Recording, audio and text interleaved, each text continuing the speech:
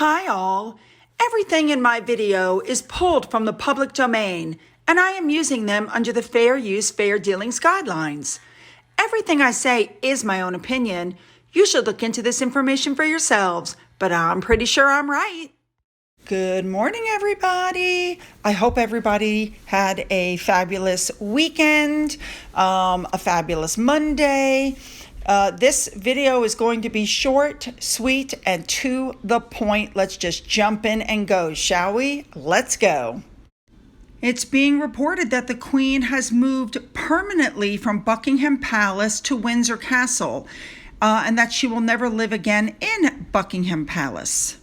Apparently, she lived at the palace for most of her 70-year reign, but she prefers life at Windsor Castle, where apparently she spent most of the last 2 years isolating with Prince Philip. Now, it's being reported that there really are some very grand, beautiful rooms there with, red and gold furnishings and large marble fireplaces and, red carpets and just fabulous.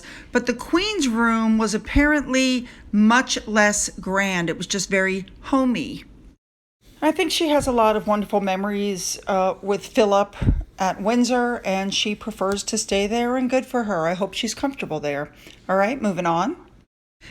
This really caught my attention because what it's saying is that Anne and Sophie's approach to royal life could not be any further different or away from Meghan and Harry's approach, and that Meghan and Harry cannot make the sacrifices needed to serve the Queen. The article goes on to say that Anne and Sophie have carved out images for themselves, which they have, and while they both had some reputation, quote-unquote, hiccups, they both recovered to show that they're very conscientious, you know what I'm trying to say, in their duties. There's just some words I just can't say.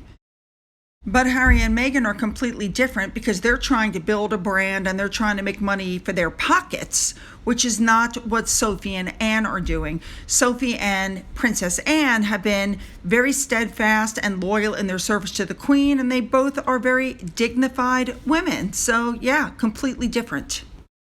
Well, I found this article to be very interesting because they're telling, Harry and Meghan have apparently been told that if they can keep quiet and stop with their attention-seeking stunts, that maybe they could attend the Platinum Jubilee. I have to be honest, I disagree. People have such a low opinion of her. They have such a low opinion of Harry. I think it would be horrible if they came back. They would still be stealing the attention because people would be wondering why they were allowed to come back. But we all know they don't do things quietly. They don't like other people to be the center of attention when they're around. And when they're around, it's the Harry and Meghan show. We already know that. It's being reported right now that there are conversations that are being had, but the conversations are very different than what they were having a year ago, because a year ago they were expected to be front and center, and that's just not the case at this point. But as usual, and as I've always told you, I don't believe these kinds of stories because there's no way on God's green earth while the Queen is alive that Meghan is going to step back into the UK. She will never let those children go without her. Therefore, the children will never return to the UK. That's my opinion. All right, moving on. All right, here we go, ladies and gentlemen. Tamarindos put up a list of the YouTubers that are not Harry and Meghan. They're not hate channels. They're just channels that don't fall at the feet of Harry and Meghan. There's a list for the UK, there's a list for the United States, and of course Christopher Bouzy took this list and plastered it on his wall on Twitter and called them hate accounts, right? That's just what he does. That's just the kind of guy he is, and I think he's being paid to do that. That's just my personal opinion. But here's where things get interesting. Well, I'm sure that a lot of you saw my video several days ago where I let you know that Mr. Bouzy doxed me. I had all my receipts. I showed you where he put out information not only on me, but on my husband and on my special needs child.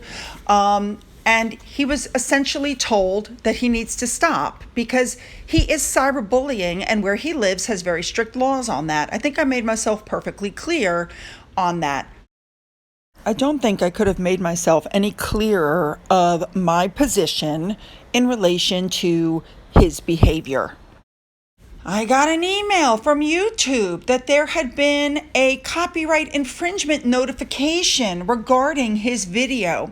Yes, he wrote to YouTube. He claimed that I was using copyrighted material that was on his open, unsecured Twitter account. The information that I used was a photo that has been disseminated and used on so many accounts out in the public realm, it's not even funny. And here's a copy of what he wrote to YouTube. And of course, he made sure that they knew that I got a cease and desist letter. That cease and desist letter goes right in the file with the cyber stalking and the cyber bullying, because if you don't have a legal case, you can't be sending those kinds of letters. And going behind everybody's back and trying to be stealth and getting a video taken down because you're claiming that a picture that's on 500,000 other websites is suddenly copyrighted doesn't really work unless you've contacted every other website that's got your photo. I don't think he has. So YouTube sent him the following response and told him that I have not broken any rules. It's part of the fair use, fair dealings. If you're going to put a picture up on Twitter and it's going to be copied all around Twitter and it's going to be used in lawsuits with Jason Goodman and it's going to be put up on other people's articles, you can't suddenly turn around because one person's using it that you don't like it and claim, oh, it's copyrighted. But this entire experience is going to go into the file of cyberbullying. Digging a hole. And Mr. Bouzy, if you're watching this, and I know you are, what does it say in your email? Yes, it says you should reach out to the person who's got the video. I think it's pretty obvious at this point. We know you won't be doing that. But sending cease and desist letters when you don't have a legal case is bullying. And reaching out to YouTube to claim that I am infringing on your copyright when I'm not is also a form of bullying. Stop, Mr. Bouzy, stop. By the way, you guys, this picture above is the one that he claims is copyrighted. This picture that 50 gazillion people have seen all over the internet. Suddenly, when I'm using it, it's copyrighted. I know Mr. Bouzy's the kind of guy that doesn't like to lose and he can't let go. But if he doesn't let go and put me in his rearview mirror, it's going to get bad. And it's not going to be bad for me. I'm just collecting evidence more and more. So for those of you who are able to see Mr. Bouzy's account, if you see any tweets, make sure to check for the hidden ones. You guys know how to do that. If he tweets anything else about me, forward it to me so it can go into the folder, and then we'll just proceed forward. You guys know what to do.